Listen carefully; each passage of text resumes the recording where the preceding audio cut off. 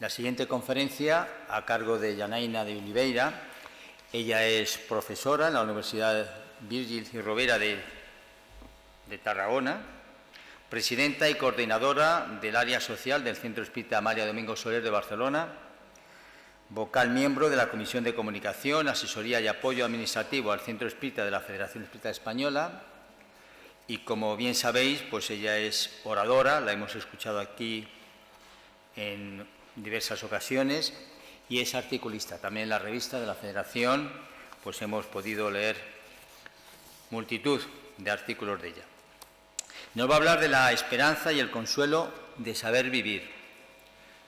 Y dice la conferencia que la doctrina espírita y el Evangelio son fuentes inagotables de orientación para la búsqueda de la verdadera felicidad, que nos enseña a vivir vidas plenas de sentido, adaptándonos a las expiaciones y pruebas que tenemos que afrontar, dándonos la esperanza para un futuro mejor.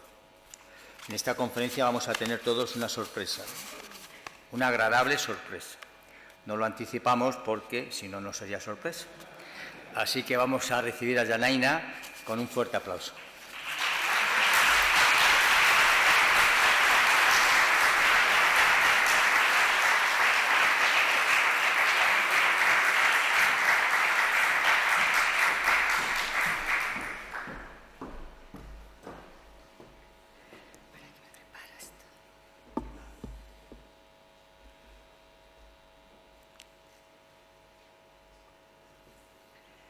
Buenos días a todos. Muchísimas gracias a la Federación, en primer lugar, por volver a invitarme. Para mí es una gran alegría poder compartir con mis compañeros de ideal, mis amigos del alma, esta oportunidad de hablar del espiritismo, que para mí es una fuente de esperanza, de consuelo, me enseña a vivir y es una alegría poder compartir con vosotros un poco de esta experiencia.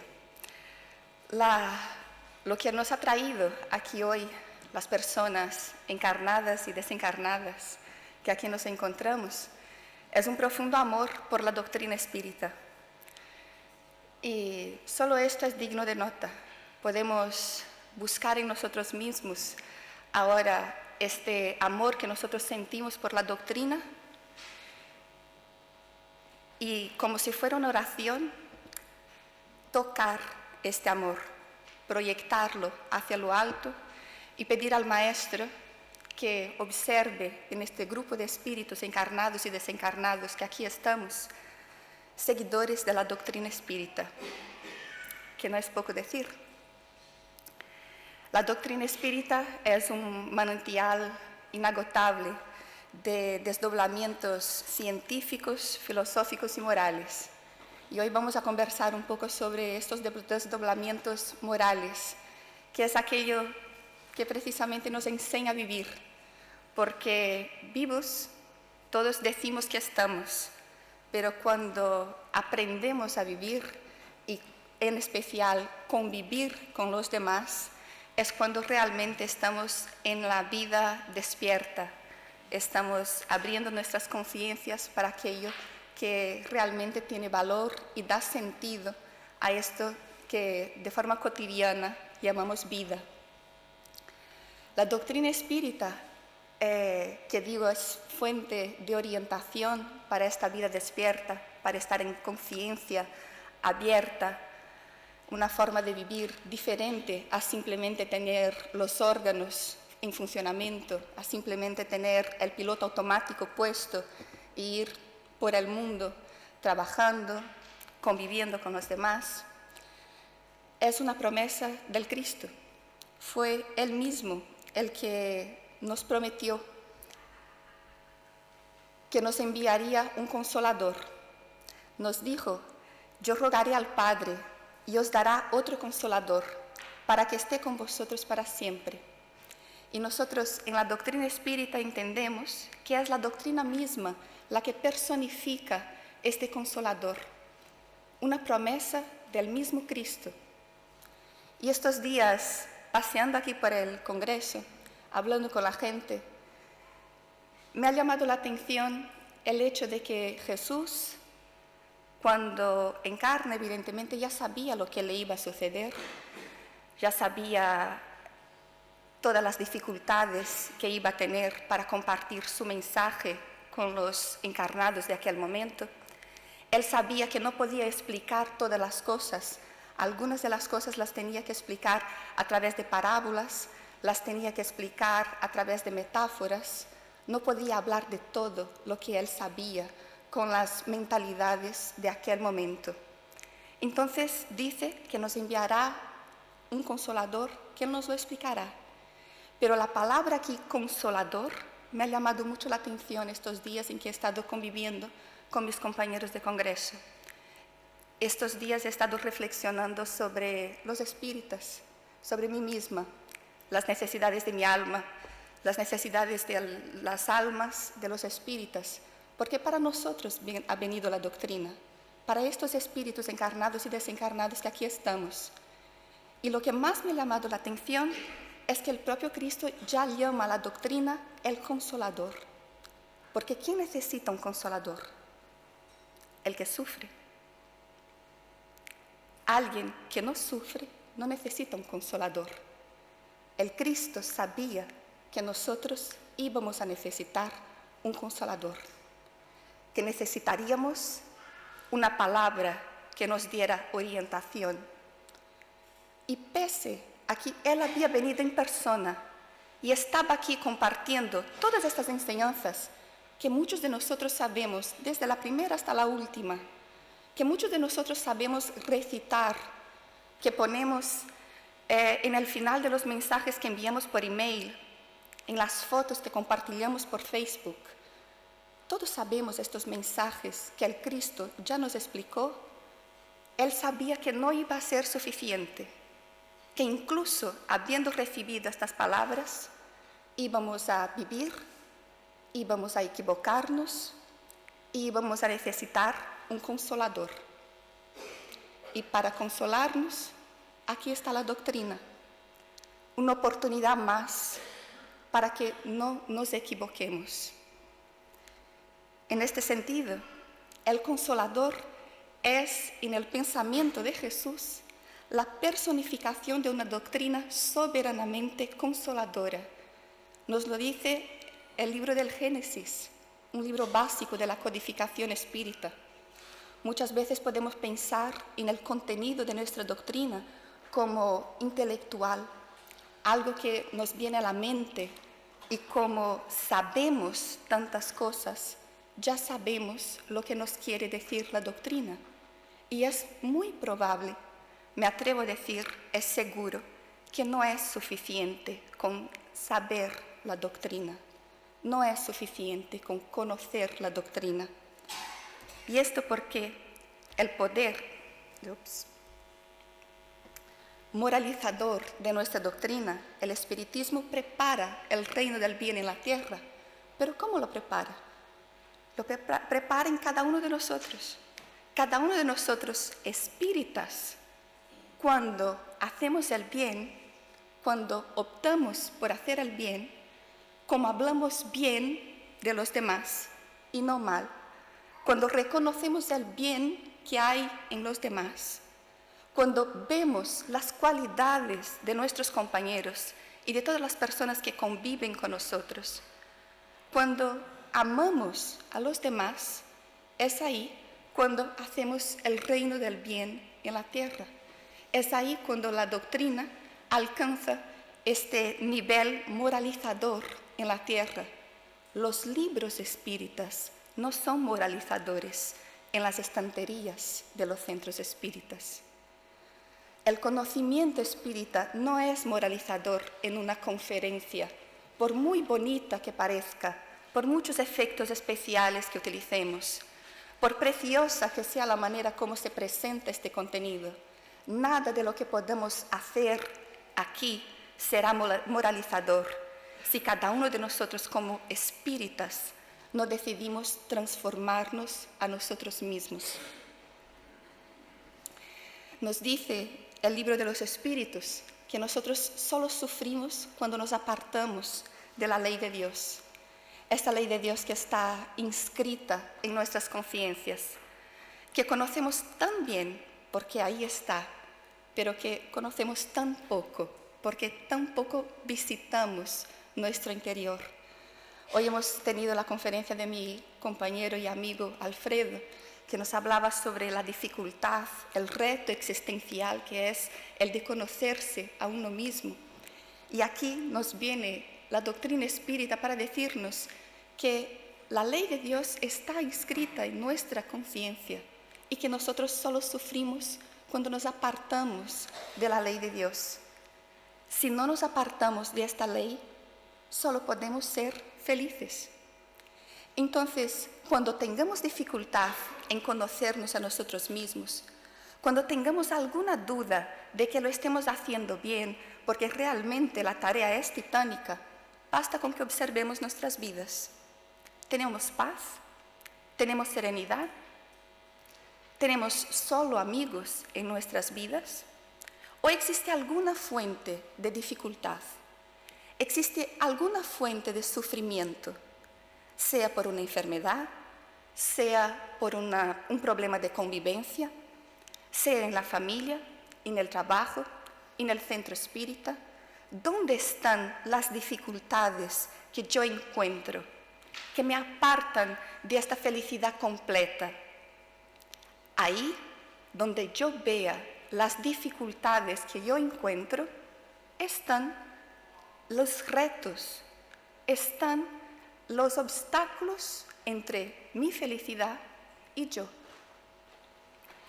No es necesario que nos perdamos en dificultades filosóficas. Es imposible conocerse a uno mismo. No, San Agustín nos dio, es verdad, Alfredo nos explicó muy bien, un ABC, una metodología de cómo llegar ahí. Yo os voy a sugerir que además de esta metodología de San Agustín, observemos las zonas de nuestras vidas que nos causan sufrimiento. Si sufrimos por cualquier razón, aquí está el obstáculo que me separa de mi felicidad. Y cuando me separa de mi felicidad, es aquí donde me estoy apartando de la ley de Dios o me he apartado en algún momento de mi existencia. Porque nosotros espíritas sabemos que no viene de aquí. Sabemos que existe la reencarnación, es una ley natural, es parte de cómo Dios creó la naturaleza, nos creó nosotros con oportunidades infinitas de volver a encarnar y recuperar las posibilidades de volver a crecer. También nos dotó del libre albedrío, la posibilidad de elegir, de hacer elecciones, de no ser títeres de nada, de estar aquí conscientes de lo que hacemos y tomar decisiones porque sí pensamos que son importantes para nuestras vidas. Estamos sometidos a la ley de causa y efecto. Esto nos ha enseñado la doctrina, lo sabemos.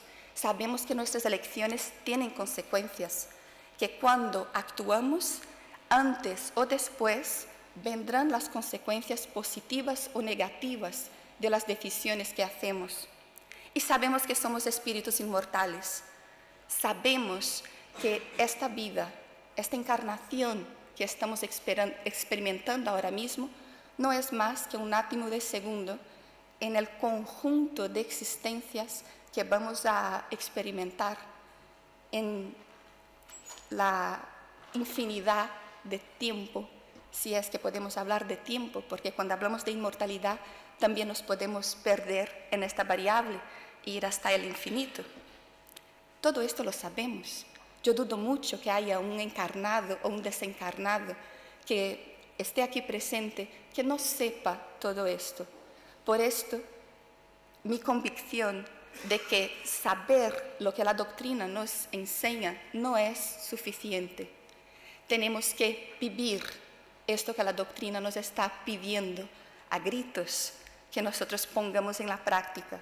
Tenemos que hacer un movimiento que empieza con partir del juicio y marchar hacia la comprensión. Un juicio que puede ser un juicio exterior, un juicio de los demás, como también puede ser un juicio interior, conocido como culpa, cuando nosotros nos miramos a nosotros mismos y nos juzgamos y nos hundimos por algo que hayamos hecho. Aquí está todo esto que sabemos de nuestra doctrina, nos tiene que enseñar a abandonar el juicio, a cambiar de vía. La dirección tal vez no sea tan distinta a la anterior, pero sí la vía en que transitamos. En lugar de ir por la vía del juicio y apuntar mi dedo hacia los demás para decir lo que han hecho mal, puedo cambiar de vía y hacer este movimiento hacia la comprensión, acoger al otro en mi interior.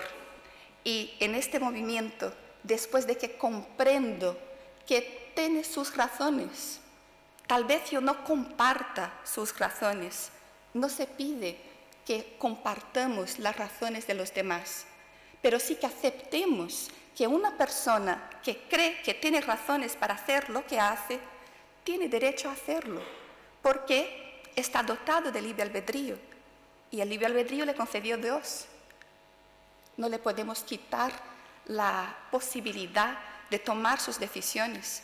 Entonces, cuando cambiamos de vía y dejamos el juicio, abandonamos la crítica a los demás, y si hay alguien que tiene la propensión a la culpabilidad, también puede abandonar la vía de la culpa e ir hacia la comprensión y aceptar y acogerse a sí mismo, comprendiendo que ha tenido razones. No hay que decir si eran equivocadas o si eran correctas, porque está Dios para saber lo que es correcto y lo que es equivocado. Nosotros solo podemos hacer lo mejor de nosotros mismos. Siempre damos lo mejor de nosotros mismos. Yo creo que todos los seres humanos, damos lo mejor de nosotros mismos.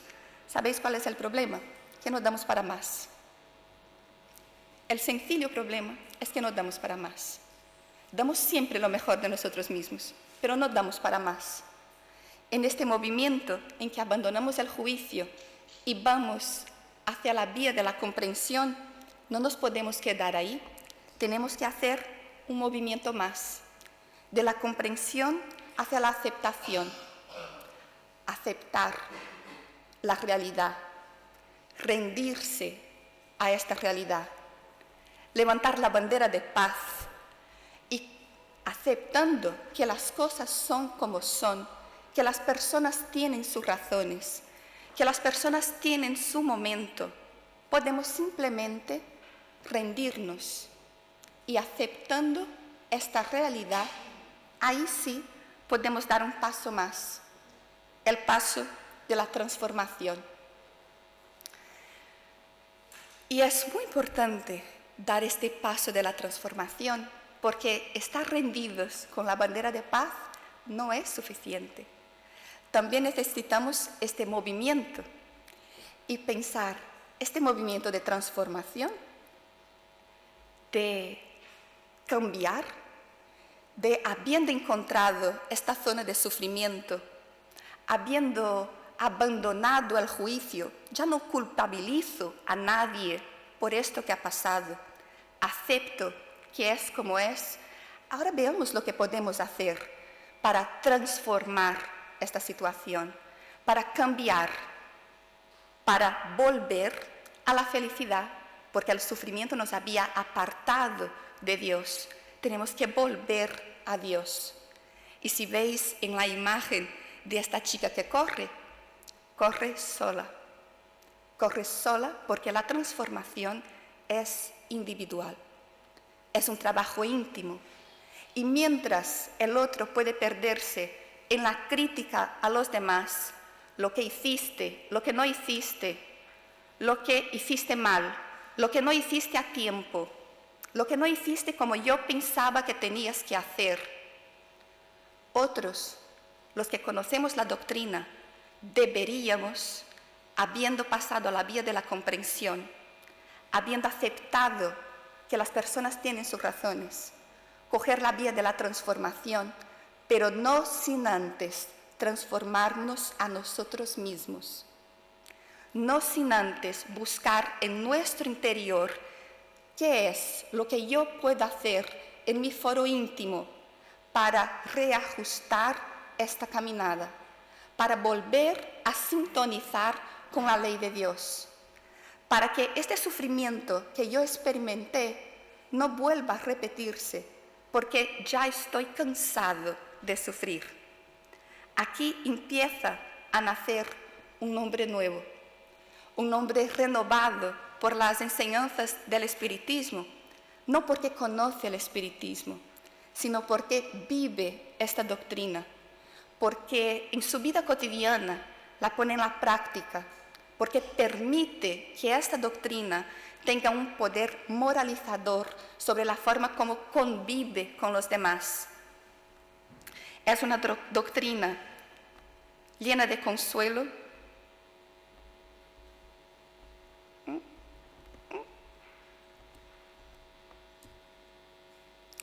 creo que se ha quedado pegado.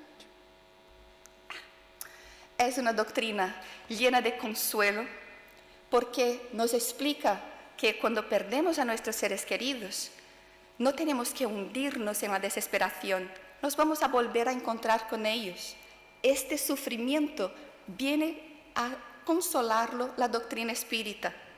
Cuando estamos enfermos, y antes o después todos caemos enfermos de alguna cosa, físicamente, tal vez psíquicamente también, viene la doctrina a enseñarnos a vivir este momento aprendiendo incluso de la enfermedad lo que ella nos puede enseñar.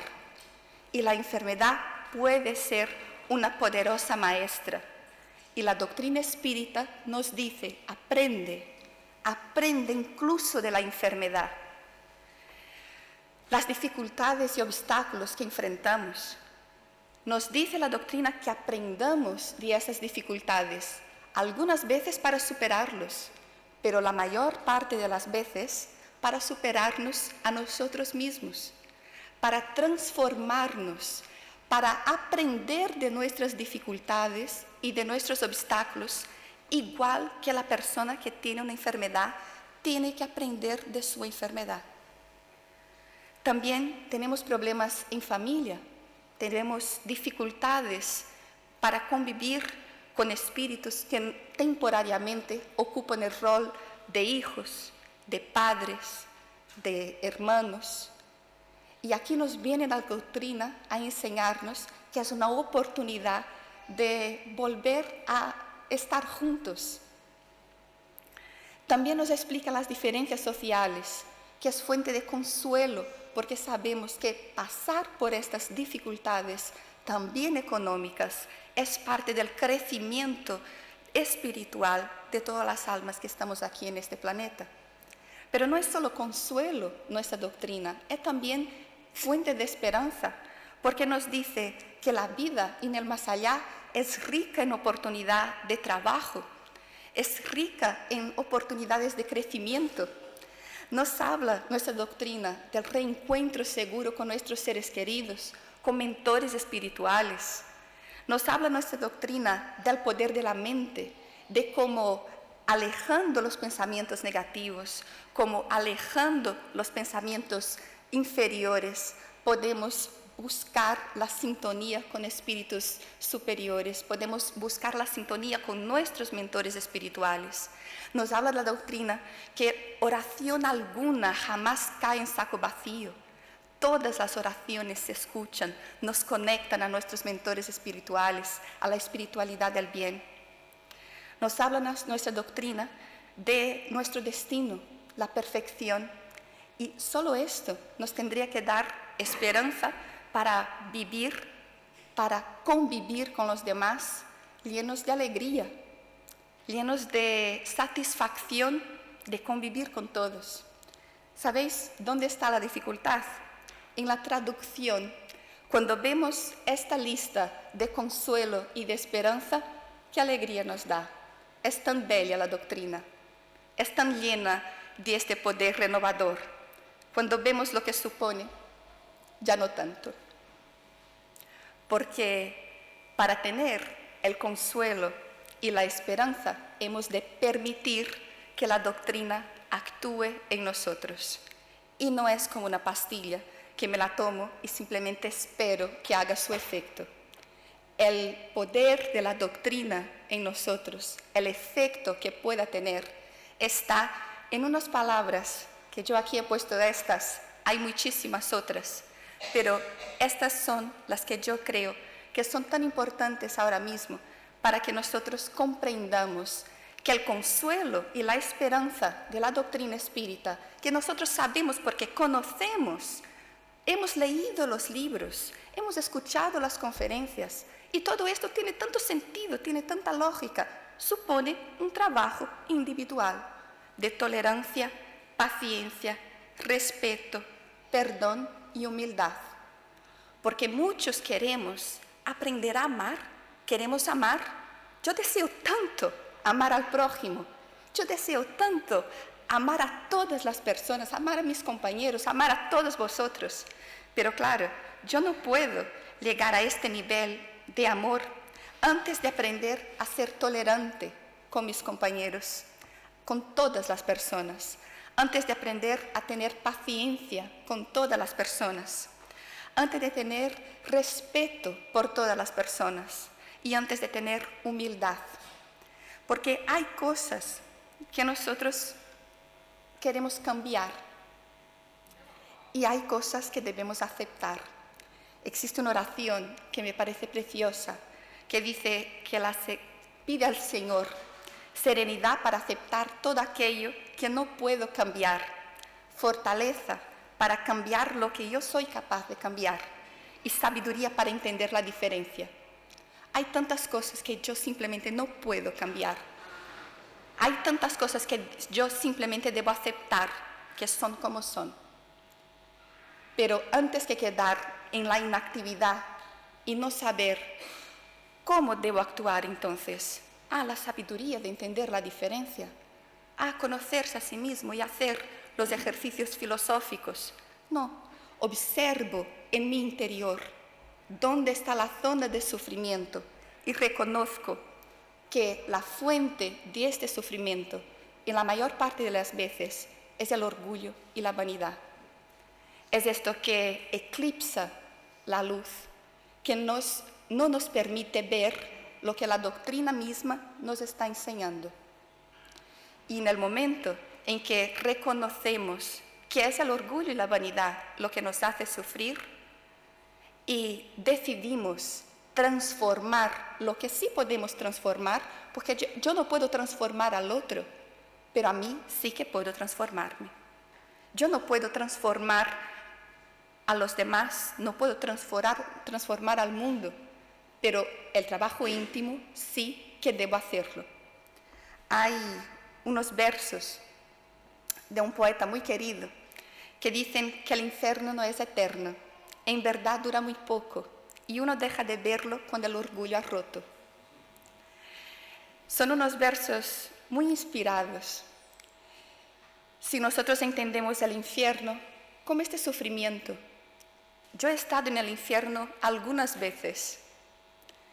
Ahí experimenté rabia, rencor, experimenté resentimiento, tuve ganas de vengarme y tal vez no lo haya hecho porque no tuve los medios de hacerlo o tal vez el valor.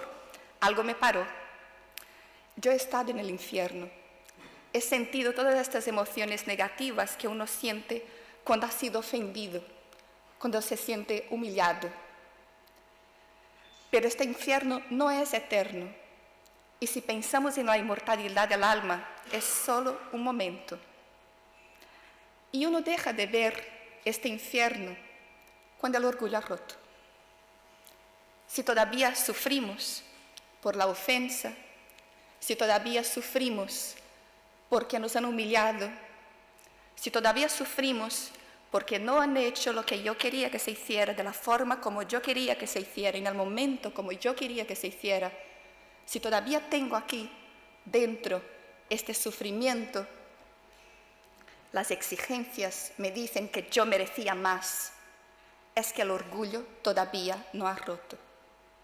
Y en el momento en que el orgullo se rompa, se disipa el infierno y podemos estar en paz y podemos empezar el camino de la transformación. Pero como a este poeta lo tenemos aquí con nosotros, le quería invitar a que nos ayudara a cantar los versos.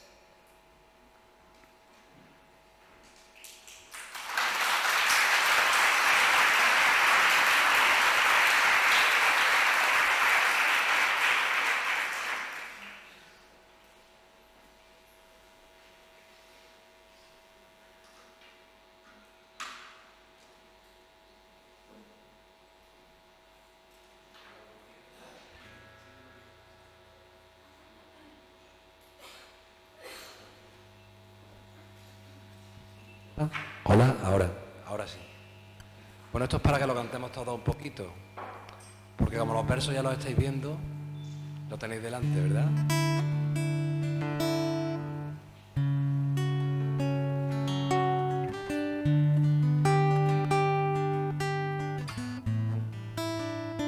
El infierno no es eterno, en verdad dura muy poco, y uno deja de verlo cuando el orgullo ha roto. El infierno no es eterno, que en verdad dura muy poco, y uno deja de verlo cuando el orgullo ha roto. A ver, ayúdenme. Que el infierno no es eterno, que en verdad dura muy poco, y uno deja de verlo cuando el orgullo ha roto. Vámonos. Que el infierno no es eterno, que en verdad dura muy poco, y uno deja de verlo cuando el orgullo ha roto. ¿Solos? Yo creo que pueden cantar solo. A A ver. ver, vamos allá de 1, 2, 3, 1, 2, 3 y... Que el infierno no es eterno.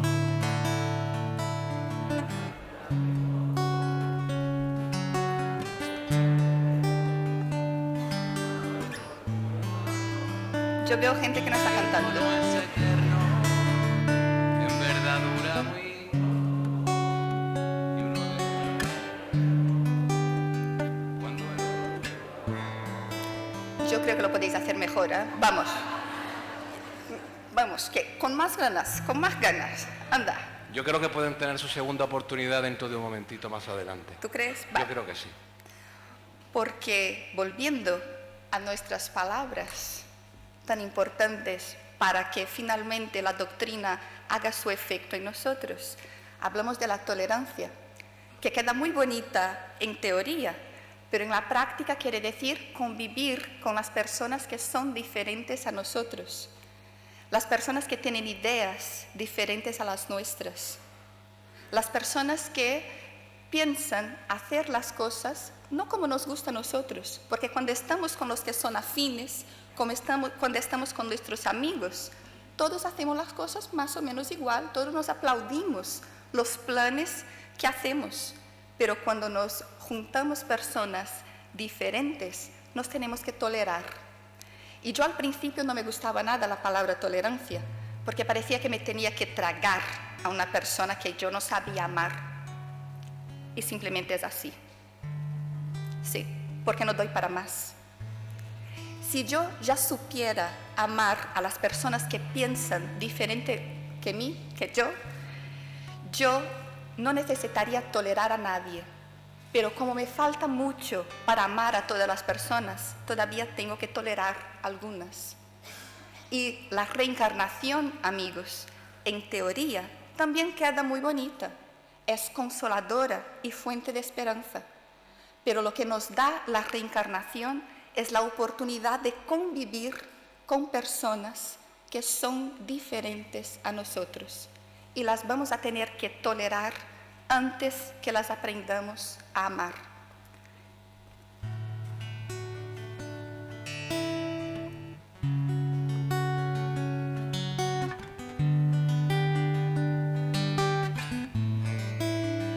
El infierno no es eterno, que en verdad dura muy poco, y uno deja de verlo cuando el orgullo ha roto. El infierno infierno no es eterno, que en verdad dura muy poco y uno deja de verlo cuando el orgullo ha roto. También vamos a tener que tener respeto, incluso por estas personas que pensamos que no merecen nuestro respeto. Porque son personas que en algún momento nos han ofendido. Son personas que se han portado mal según nuestra manera de ver las cosas. Son personas que hicieron o dejaron de hacer cosas que nosotros pensamos que son graves equivocaciones. Pero si nosotros hemos abandonado antes la vía del juicio, ya no hace falta que vayamos por ahí. Ya podemos simplemente respetar la trayectoria de esta persona, porque es un ser humano. Y reconociendo que cada uno hace la trayectoria que cree que es más conveniente y que el destino de todos nosotros es la perfección, podemos sí optar por el respeto y podremos cantar juntos otra vez. El infierno no es eterno, que en verdad dura muy poco y uno deja de verlo cuando el orgullo ha roto. El infierno no es eterno, que en verdad dura muy poco y uno deja de verlo cuando el orgullo ha roto. Y tal vez poco a poco, si hemos ganado en tolerancia y hemos ganado en respeto, asumiendo que incluso estas personas que han hecho cosas que nosotros consideramos que son graves equivocaciones, las respetamos, podemos tener paciencia. Porque ¿cuánta paciencia hace falta con nosotros? ¿Cuánta paciencia necesita tener el plan espiritual superior con Janaína para que Janaína pueda hacer las cosas como las hace hoy? ¿Cuánta paciencia necesitan los mentores espirituales del movimiento espírita para esperar que los espíritas pongamos en la práctica lo que nuestra doctrina nos está llamando a hacer? Mientras nosotros aprendemos a tener paciencia, también podemos cantar cada vez que tengamos un momento en que alguien nos desafía la paciencia. El infierno no es eterno, que en verdad dura muy poco, uno deja de verlo cuando el orgullo ha roto. El infierno no es eterno, que en verdad dura muy poco, uno deja de verlo cuando el orgullo ha roto. Y tal vez si nosotros llegamos algún día a desarrollar la capacidad de tolerar a los demás y también la capacidad de respetar las trayectorias individuales, y tal vez si alcanzamos algún día la capacidad de esperar, de tener paciencia, podamos perdonar y podamos perdonarnos a nosotros mismos y perdonar a los demás. Y en lugar de tener este tatuaje que es el dolor en nuestra piel y llevarlo como el juicio que está aquí grabado en mi ser, simplemente lo dejo partir cuando el orgullo haya roto. Que el infierno no es eterno, que en verdad dura muy poco y uno deja de verlo cuando el orgullo ha roto. Que el infierno no es eterno, que en verdad dura muy poco y uno deja de verlo cuando el orgullo ha roto. Y entonces, cuando nosotros nos hayamos perdonado unos a los otros y nos hayamos perdonado a nosotros mismos, será cuando finalmente alcancemos la humildad y ya no nos acordaremos de aquel eclipsis del orgullo y de la vanidad, y siendo humildes seremos tan fuertes que no habrá ningún obstáculo, no habrá peso alguno que haga contrapeso contra nuestra humildad. La cuestión es que queremos tener peso siendo piedra y no siendo pluma. En el momento en que alcancemos la humildad, habiendo pasado por todo lo anterior, entonces sí, no habrá contrapeso que nos mueva de donde estamos, no habrá ningún argumento que se pueda contraponer a un argumento que se pueda presentar. Mientras no hemos llegado ahí, podemos cantar para intentar llegar. El infierno no es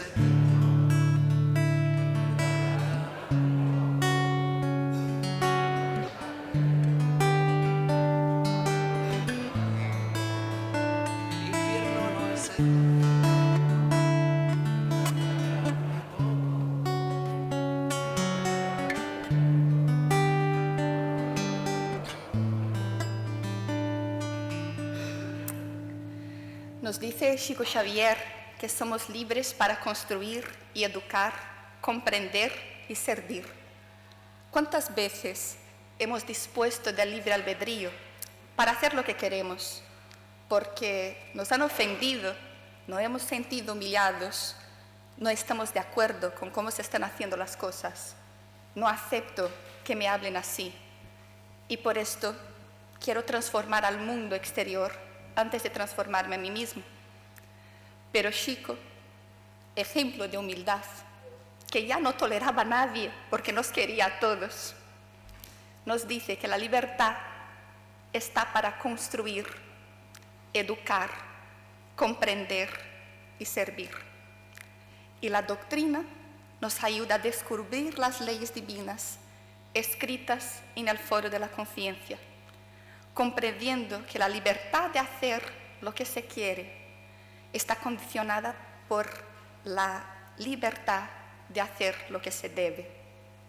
Libres, sí, libres, para aceptar con respeto y humildad las determinaciones de la vida, creciendo en espíritu de trabajo, comprensión de los demás.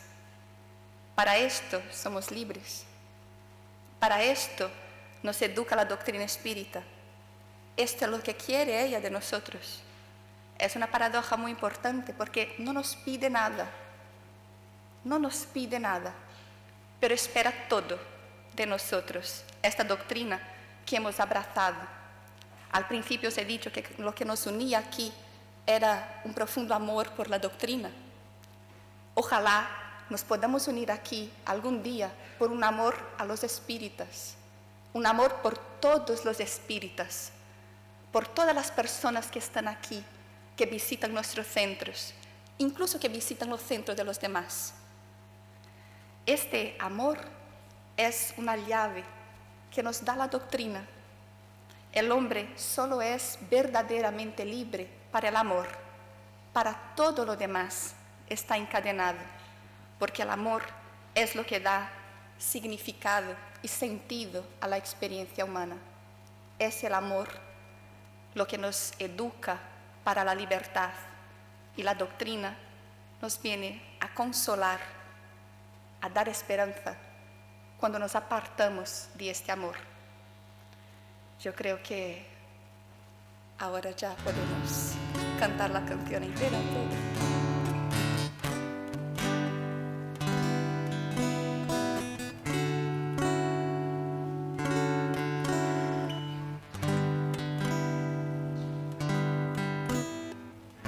Dame la llave del viento, que me lleve la brisa volando hasta el cielo. Dame la llave del tiempo, que no se haga ceniza esta espera que llevo. Dame la llave del aire, dame la llave que anhelo. Dame la llave que abre lo que no veo. Dame la llave de la penitenciaría que encarcela de pasión a mi cuerpo. Dame la llave de esta tormenta tan fría que me pudre cuando no te tengo. Dame la llave del hambre, dame la llave de un muerto que vive solo y sin nadie que le dé un sentimiento. Dame la llave de la luz de las miradas que esclarecen a las sombras que vienen a por mí, para que cierren puertas de desiertos de la nada de los que quiero ir. Dame la llave de tu lágrima más triste, aquella que perdiste por no saber amar, de cuando me dijiste con esa voz tan triste, yo ya no creo en nada, el infierno no es eterno, en verdad dura muy poco y uno deja de verlo cuando el orgullo ha roto. El infierno no es eterno, en verdad dura muy poco y uno deja de verlo cuando el orgullo ha roto. Bajo centellas del tiempo vives acobardado y muerto de miedo, tristemente aferrado a lo terreno, desquiciado sin rumbo al cielo, de alquitrán un caramelo. Tú no eres ave de paso, te quedaste a ras de suelo, no sabes ver ni un ocaso. Dame la llave de la luz de las miradas, clarividentes semillas de mundos que vendrán, y que de esa simiente renazca la costilla del nuevo padre Adán. Dame la llave que descubre espejismos, cerrando en uno mismo la oscura tempestad triste del egoísmo, de malabarismo, y te devorar. El infierno no es eterno, en verdad dura muy poco, uno deja de verlo cuando el orgullo ha roto.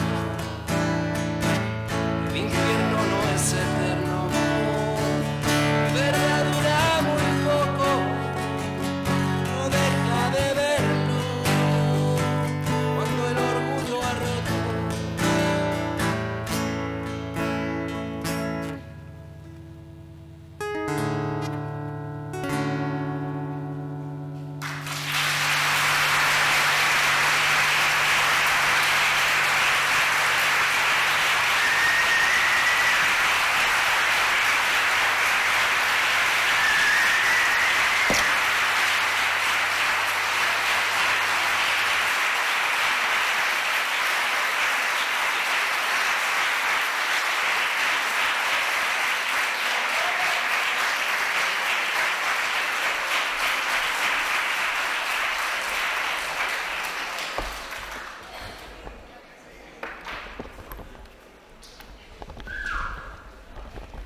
¿Os parece que sigamos?